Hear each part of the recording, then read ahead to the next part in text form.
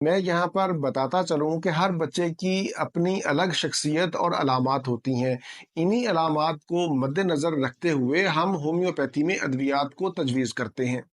پہلے نمبر پر ہمارے پاس دوائی ہے برائٹا کارب۔ ایسے بچے جو ذہنی اور جسمانی طور پر پیچھے ہوں، دیر سے بولنا سیکھیں، شرمیلے ہوں، نئے لوگوں سے گھبرائیں، بات کو سمجھنے میں دیر لگے، تو ایسے بچوں کو برائٹا کارب 30 اس کے 5 قطرے دن میں 3 مرتبہ استعمال کروائیں۔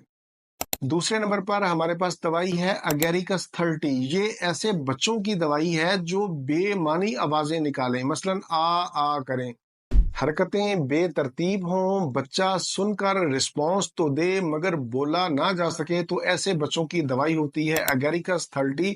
اس کو 5 قطرے دن میں 3 مرتبہ استعمال کروائیں۔ تیسرے نمبر پر ہمارے پاس دوائی ہے کلکیریا کارب۔ یہ ایسے بچوں کی دوائی ہے جو موٹے ہوں، پلپلے ہوں، سست ہوں، نڈھال ہوں۔ ایسے بچوں کو پسینہ بہت زیادہ آتا ہے، خاص طور پر سر کے اوپر، تو ایسے بچوں کو کیلکیریا کارب 30 میں 5 قطرے دن میں 3 مرتبہ استعمال کروائیں۔